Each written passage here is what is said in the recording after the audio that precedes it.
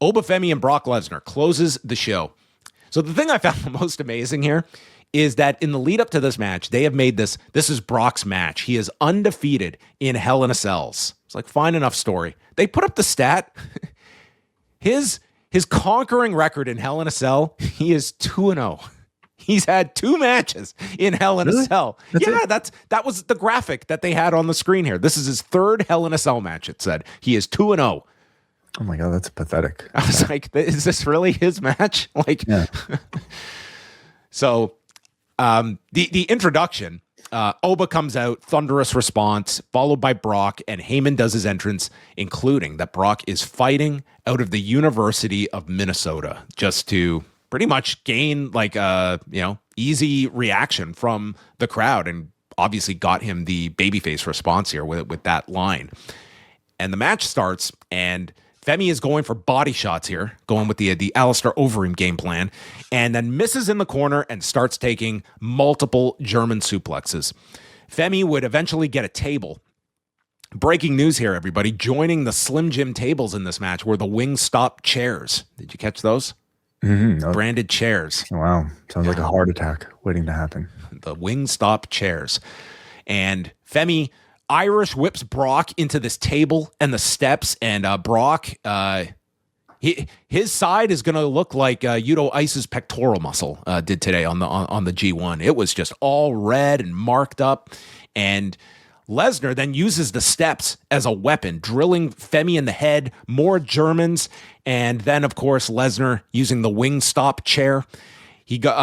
There's a running uppercut by Oba, and he's caught on the shoulders of Lesnar, but stops the F5, hits a choke slam, and throws Lesnar in the air, hits the fall from grace, and Lesnar kicks out of the fall from grace. And Lesnar does the Undertaker sit-up right into Oba's face. Crowd goes nuts for this. He did the laugh, too, which was a callback to the Taker match as well. At SummerSlam.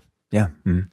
So he sits up, hits the F5, Femi gets to his feet. Second F5, Femi gets to his feet. Third F5, but Femi kicks out at 2. We go to more chair shots.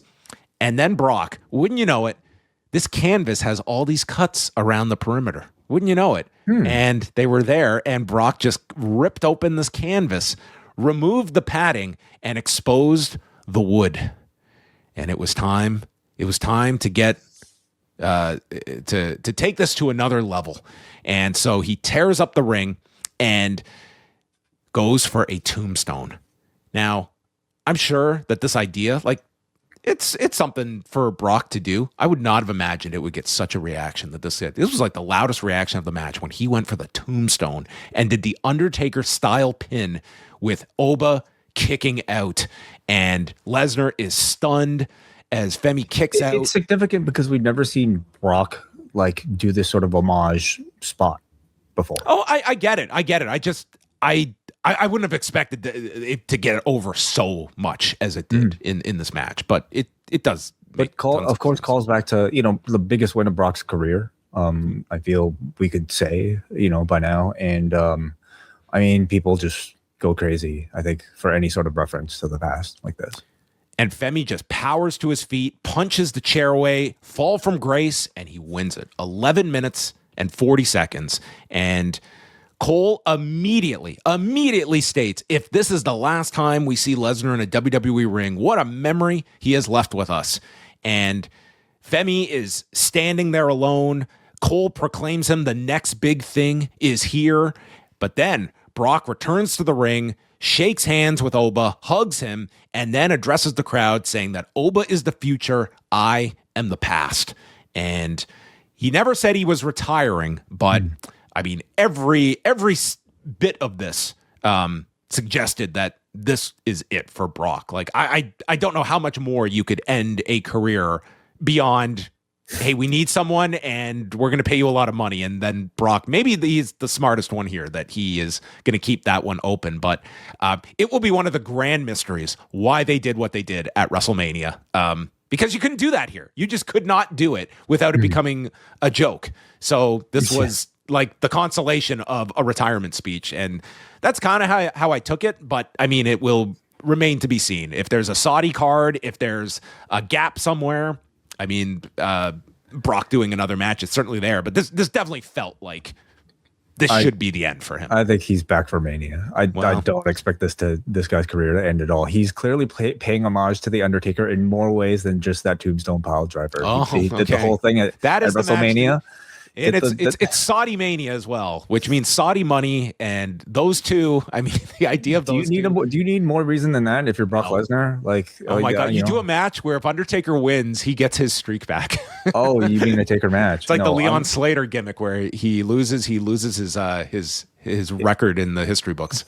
To me, it reads as if, much like Taker, I think Brock is just very indecisive about whether or not he should retire. And maybe during WrestleMania, maybe he legitimately thought that would be the end for him. And who knows what sort of negotiations, like whether or not money, I'm sure money always has to do with it, but there's something that tells me that this guy will probably come back if they pull up enough money, next to him. So I don't think they can do a boneyard match in Saudi Arabia.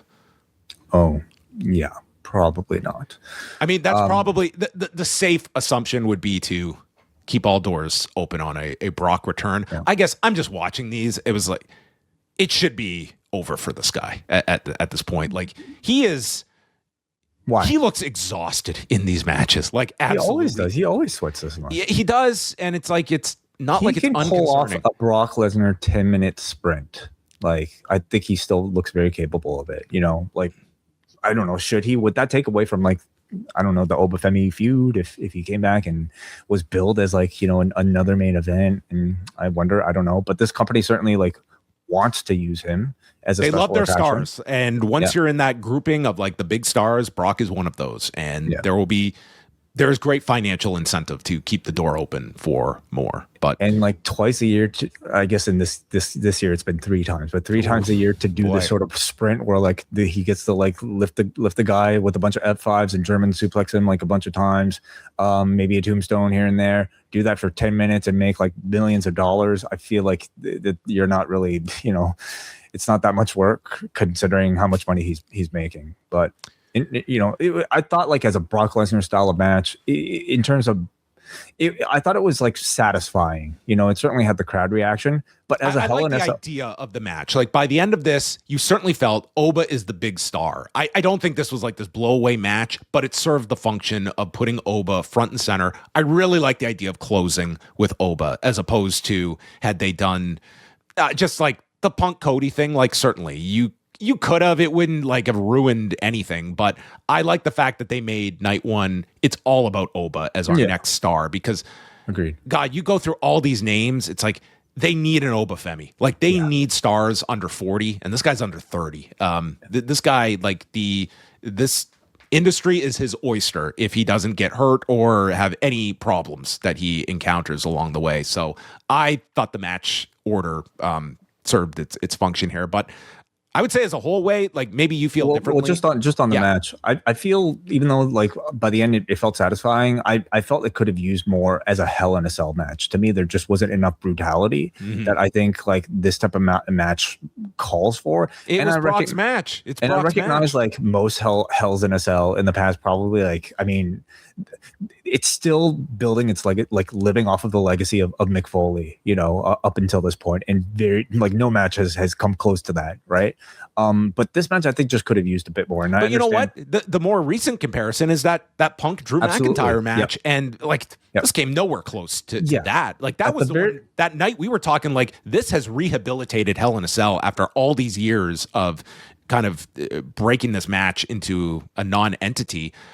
Like this match certainly did not need the Hell in a Cell, but obviously they see there's still a cachet in billing it as Hell in a Cell. That it needed it for the build. It needed it to make. I guess, but when you don't out. Deliver it, like it's sort of diminishing returns the next time. When like next time they build a Hell in a Cell, it'll probably sell just as well because they can air Mick Foley falling off of it and elicit like it just there's a sort of like allure to it and a legend to it, right? But I think for the match, like it certainly could have used blood. I recognize I don't know, like they don't always do it. Maybe they didn't want either guy to bleed, who knows? But I think like I wish like the chaos of like the ring being pulled off and like the mat being pulled off, I wish that could have lasted a little bit longer. They could have teased a few more spots on it. Instead, like you just get that tombstone, you get one fall from grace that wasn't even on the exposed wood, and it just kind of ends. I would have loved to have them play in that chaos just a little bit more.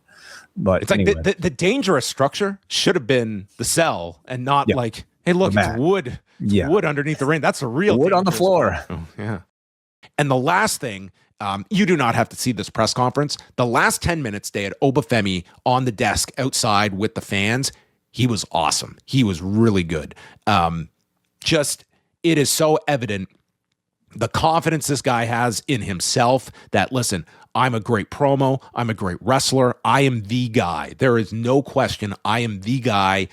In some ways, if you just hear it, it sounds like heelish, but man, he's just, they really have something with this guy. I thought this was a very good segment that he did on the desk and just playing off the people.